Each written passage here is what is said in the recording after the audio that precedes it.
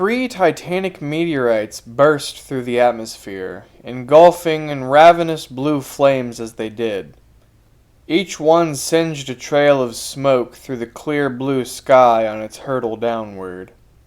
Gallons of stagnant marsh water splashed up with 3 violent boom, boom, booms. Nasty green water rained down on them, sizzling and combusting to smoke. 7 square miles away, a little past Johnson's farm, the small town of Mulberry trembled. Miss Thompson swung her arm 3 times, groping for balance. When she couldn't find it, both she and the tray of Ma's Tripleberry Heartstopper pancakes crashed to the ground. The plate shattered on impact. Lucky Miss Thompson only broke her ankle. All 3 of the diner patrons rushed to her, after they rode out the earthquake, of course. Little Bill Harrison reached her first, not even worrying about the syrup cake mush soaking his jeans when he knelt. "Oh my God, are you okay?" "I'm sorry I dropped your breakfast, Mr. Harrison. Here, let me—" She made to get up, scrubbing the shattered ends of her ankle together in the process. Her hands flew out from under her to coddle the leg, dropping her the 3 inches she'd made it off the ground. Next came a terrible "ah!" All the others stood around her now, including staff from the back. They clutched their ears and cringed, united in agony. "We need to get you to a hospital," Mr. Thompson said from her left. For a woman of 60, she sure does have a ferocious backhand. She didn't use it often, but now it collided with her husband's cheek. Spittle flew from his fat lips. "We can't afford that," she yelled. Everyone around the room blushed a little. No one tipped so well with the recession overhead. Little Bill played with his words before he spat them out. "My mom might be able to help you. She was a nurse back in Omaha." The elderly couple exchanged glances. "We can't both go," she said, seeing the look in his eyes. One of the other employees placed a hand on Mr. Thompson. Her name tag said Millie. "I'll go with her, Dad. I can't make burgers right without you. You'll make 'em just fine without me." Her apron fluttered into his hands before he could protest. She popped up on her bright green Converse and pecked his cheek. "We both love you, Pops." Little Bill helped Miss Thompson up and slung her arm over his shoulder. Millie stepped into place at her mom's side. Together they lifted her just a teensy bit. Enough that she didn't bounce on her ankle as they walked. In tandem, they hobbled out to Little Bill's red 2002 Dodge Ram 1500. Millie's shirt caught on the glass of his busted taillight. It tore. They brought Miss Thompson to the driver's side. The passenger door hadn't opened in 2 years, since it passed from Big Bill's possession. One of Miss Thompson's arms clung around him while her daughter heaved up into the cab. The truck cried out in a series of squeaks, begging for some maintenance on its crusty frame. She helped her mom in, followed by Little Bill. It rumbled to life. Stale stink tumbled out of the exhaust pipe. White smoke jumped off the tires as he sped back, slapped the shifter to D, and zoomed off home. Farmer Jesse Johnson played with his Dalmatian, Sparky, when the rumbling began. Everything up to that point had gone according to the usual Saturday script. Sparky licked him awake at 6. He was good to his human like that, letting him sleep in a whole 2 hours on the weekend. Jesse stumbled out of bed to begin the day. His dog trotted off downstairs to the doggy door so he could take care of business. That gives me about 5 minutes to take care of my business. Jesse sprung to the restroom, thudding its door shut behind him. 5 minutes later they both met in the kitchen, each one having taken care of business. Breakfast went as usual, just some sausage and eggs. 1 plate for him and a bowl for Sparky.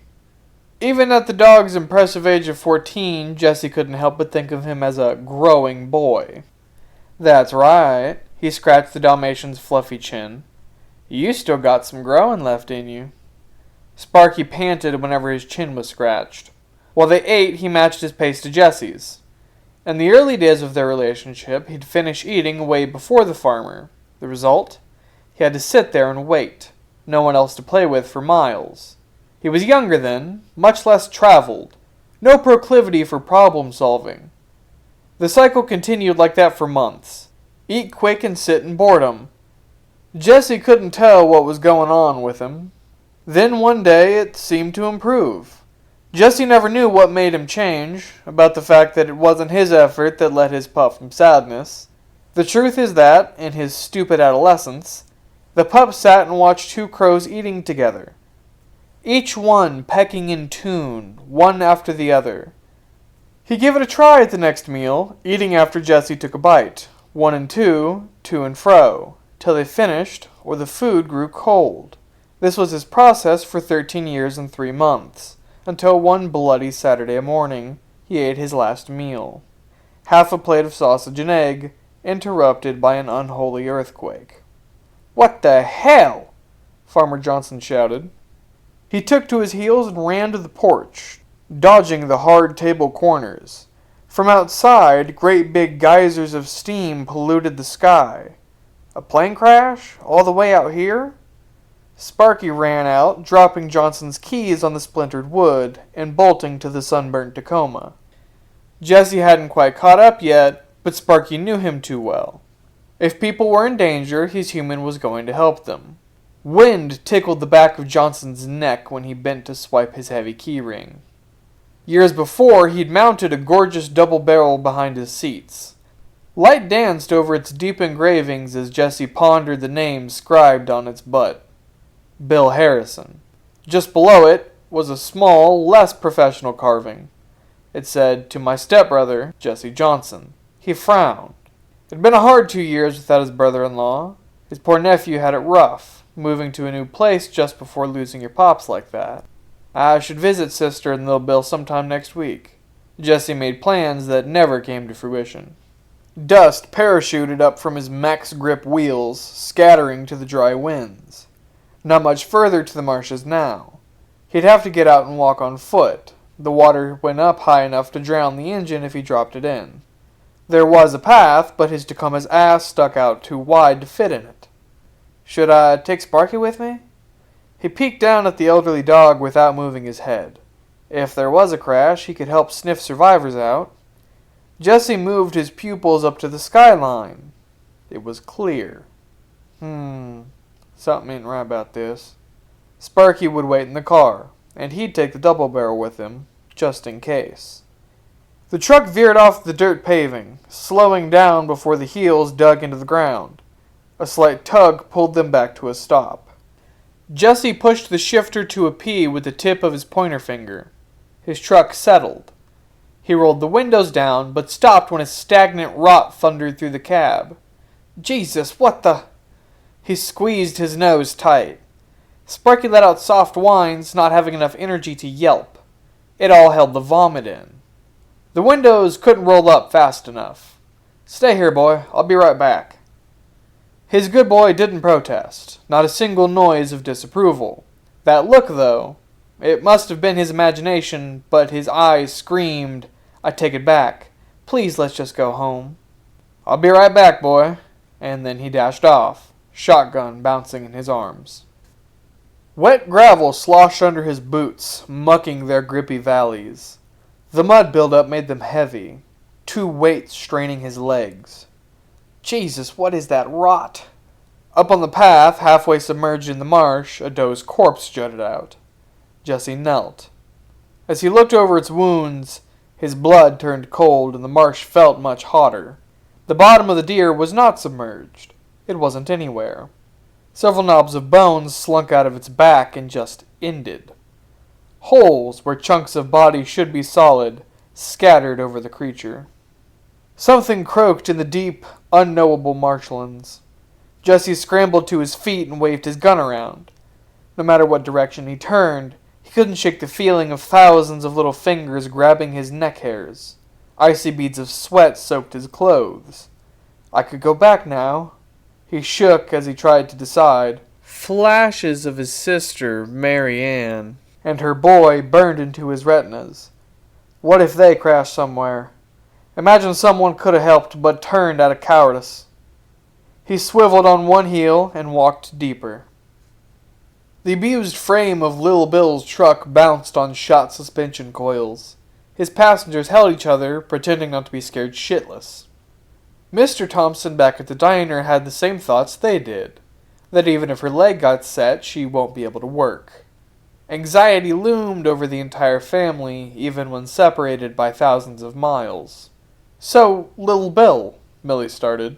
"Just Bill, if you please." "Sorry," she blushed a little. "Everyone calls him that. How should I have known he didn't like it?" "Don't worry about it. We're almost to the house."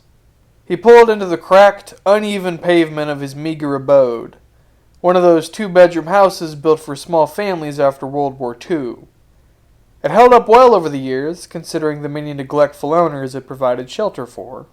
"Wait here," Bill said. "We should know where to bring her before we start moving." He dashed up the steps to his home and punched the door 5 times. It flung open, his mom shoving a finger in his face and preparing for the lecture from hell. He didn't let her start. If she started, she'd never stop. "It's Miss Thompson." Marianne looked at his truck and spotted 2 shivering, scared bodies. "The couch in the living room." Bill nodded and dashed past his mom, who stormed to the truck. They kept the story brief. She liked that.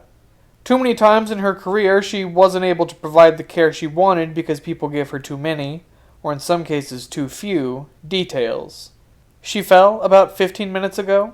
Any medical conditions I need to know about?" No, the pair answered in unison. Bill barreled out the front door into the truck, panting. "Got the couch clear. Are you ready, ma'am?" The wrinkles on her neck folded as she nodded. 3 made the carry easier, but the thin doorframe scraped Millie off as they entered. Miss Thompson marveled from her hammock-like position all the beautiful trinkets and wonders that spanned the Harrisons' walls. Little glass and ceramic things that captured her mini lamp's warm light. Blue suede spanned the living room couch, which supported Miss Thompson's old, tired sore spots. "What's your poison, Miss Thompson?" Marianne called from the liquor cabinet. "Heroin, but that was a long time ago, dear." "Scotch it is." She poured a little splash in a crystal-red shot glass. The elderly lady shocked them when she bodied the shot without 1 second of pause between it leaving Marianne's hands and the rim tapping her teeth. She found it helpful in the coming minutes as her bones snapped into place. A rather unsavory squishing noise drummed through her ankle. For someone so old, broken, and drunk, she gave them a hell of a fight. Bill and Millie sat at her sides, but Bill almost caught some bony knuckles when the flailing started. She hadn't done it on purpose, of course. Pain just does funny things to folks. "I'm sorry, Bill." He assured her that he'd be okay. When it came to fight, flight, or freeze, he made a 4th option and pissed himself while crawling away. Bill Harrison Jr. is a coward through and through. Not that it bothered him or his ma one bit. They loved Big Bill, but his temper, combined with a brazen attitude, got him in sick and twisted situations more than once. One in particular, the Great Dairy Queen incident. Later, after a lot of awkward silence, and nowhere near the presence of their kid, he would tell Marianne that the parking spot didn't matter. What compelled him to play dentist, knock out 2 of the guy's teeth, was that if he hadn't slapped his brakes in time, the guy's sports car would have wrecked right where she sat. Sparky trembled in the footwell. If he could put his little doggy instincts into words, they'd be saying, "Hide. Hide well and maybe they'll skip you." Outside, a tremendous black ball buzzed over the marsh's heart. Hundreds of thousands of little wings beat at different speeds. The creatures inside darted around, trying to make their wings beat at the same frequency. If they were good at it, they might get chosen as a mate. A fat sack in their underbellies held enough genetic material for their whole life cycle after just 1 session. Over the course of an hour, the ball loses mass, its fabric ripping off to go lay fresh eggs. Their generation was limited, weak. The next generation will be strong. They will eat well. Jesse's body speckled with itches. He felt queasy as he pushed deeper into the marshland. That stink burned his nostrils. And why was the air so thick? Like his days in gym class, 20 teenagers sweating in a small room, his eyes, nose, and throat burning. His gun seemed heavy now, and the brutal weight clinging to his boots made him ache. More bodies, each one with less flesh than the last. Holes started appearing in the bone. like plucked out calcium tubes. That made his knees gooey. As he trekked along, flowers ripped up from the roots started littering the path. What was that? Farmer Johnson jumped, racking the butt of his gun into his third rib. The end of the gun wouldn't sit straight. No matter how hard he tried, it trembled in the air. Calm down, Jesse. There was no noise. He flung around. Come on, man. There is no noise for Sharp pain thrust his Achilles tendon. He became aware of waste slinking out of him, packing his drawers. In the light of his vibrant green eyes, the reflection of insects hurled at him. 3 legs on each of their fuzzy sides. 3 sections to their body, much like Earth's bugs. A small orange abdomen, and elongated oval orb sacs at their backs. And heads too long for each of their bodies. Bodies that spanned 7 inches in length. Between each set of fat blue eyes, a sharp proboscis gleamed, perfect for gouging. Sunlight glinted off his gun's intricate carvings as he drew it up. Then it fell to the ground with a soft plop. Several subsequent bounces walked it just out of reach. He dropped to his knees. His muscles relaxed, restrained by some poison escaping the creature munching his ankle. Early in these creatures' lives, they learned it was easy to paralyze prey, and in the grand scheme of things, it didn't matter that their food still felt. They also learned that the softest bits made the tastiest meal. Several darted to his eyes, nice and squishy. They offered no resistance to the pecking. Others swarmed to the sides of his head, peeking through his ear canals. "Peek-a-boo," they said to his brain. "We see you." After some of the ear had been dug away, they savored his juicy gray matter. The rest fluttered below his waist, seeking a twig and some berries to mutilate. As they fed, meat and sauce of Jesse's still-living body inflated their underbellies, like nature's twisted balloons. End of Part 1. Hi there, I'm Bulby, or at least it's a nickname I've come to enjoy over the years. If you've made it to the end, I hope my voice didn't hurt you like it did me. I also hope you've enjoyed listening as much as I enjoyed writing. Let me know how I can make these stories better, and if you want to hear more, go ahead and subscribe. Good night.